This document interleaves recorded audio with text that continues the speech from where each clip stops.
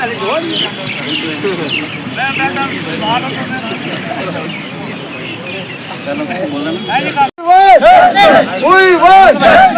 क्या चाहते हैं, हम क्या चाहते हैं, हम क्या चाहते हैं। उमर साहब इंसाफ करो, उमर साहब इंसाफ करो, उमर साहब इंसाफ करो। हम क्या चाहते हैं, इंसाफ के आगे, इंसाफ के आगे। पिता दे मुलाजमी, पिता दे मुलाजमी।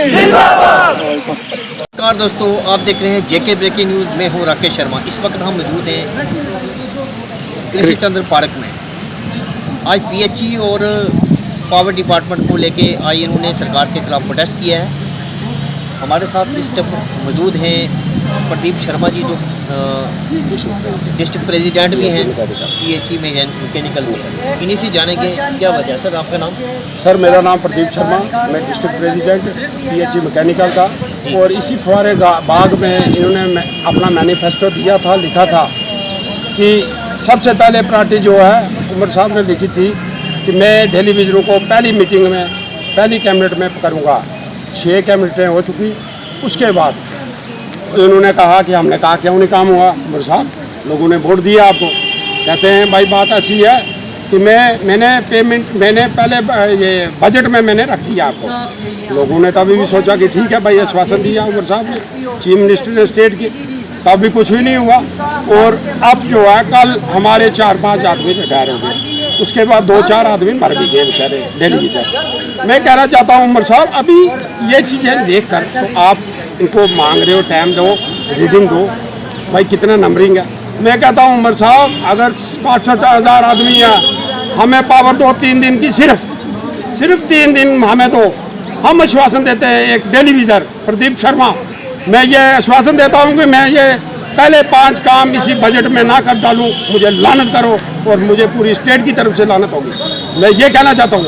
बाकी ये है कि हमारी जदोजहद जो है, ये हमारी स्ट्राइक जो है जम्मू कश्मीर में रहेगी।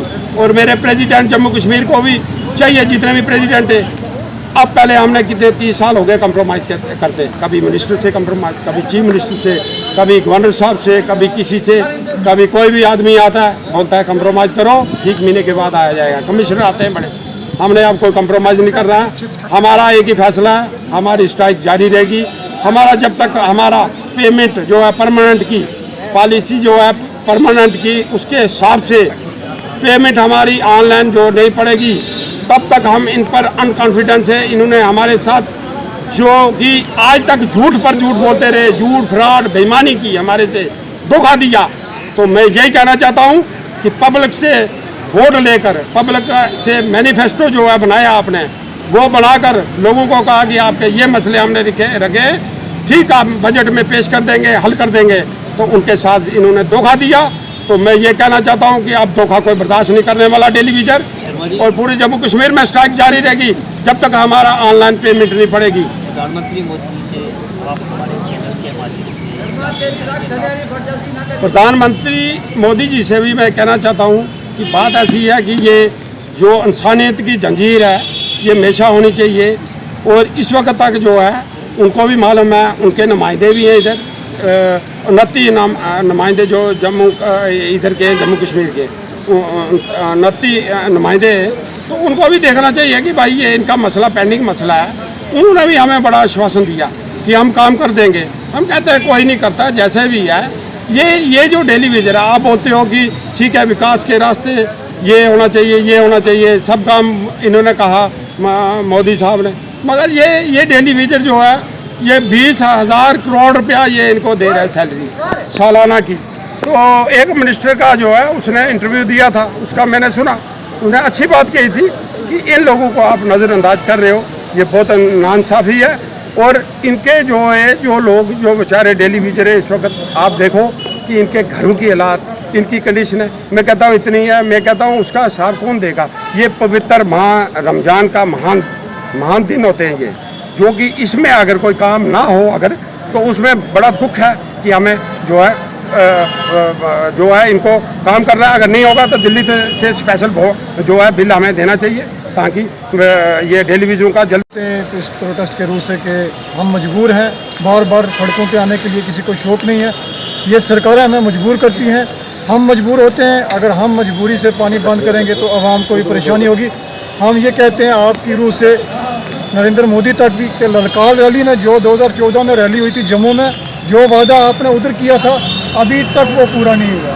ललकार रैली में ये कहा था कि टेलीविज़न को परमानेंट करेंगे। सरकार यही लद्दाख में और यही जम्मू कश्मीर में एलजी है, उसने 48,000 तक पहुँचा दिया 18 से, हम वही 9,000 पे। हम सरकार से गुजारिश करते हैं कि टेलीविज़न का इसी बजट में जम्मू कश्मीर की सरकार हल कर रहे, वरना हालात ख़राब होंगे, पानी बंद होगा।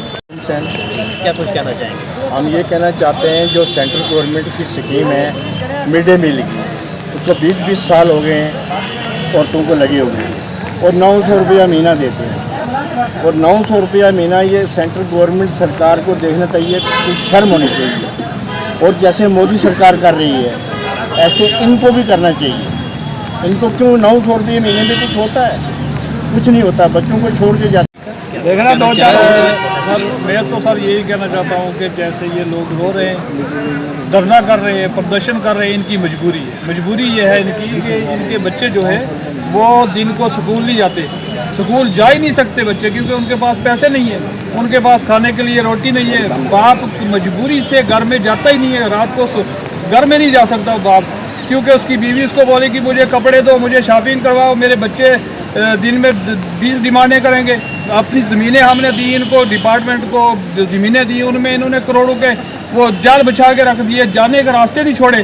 तो आज हमें तनख्वाह से भी महरूम, एक बंदा अंगेज कर दिया, वो काम पे भी नहीं जा सकता, मजदूरी नहीं कर सकते, तो कैसे चलाएंगे? इसलिए सरकार से हम ये कहते हैं कि हमारा कुछ ना कुछ हल किया जाए, लिहाजा नहीं तो फिर मरने मराने पे काम। मोदी जी से ये बात करना चाहते हैं हम कि सर अगर ये हमारी सरकार आपके नीचे है तो आप कोई गिफ्ट के तौर पर इस टेलीविज़न को कोई गिफ्ट दे दो।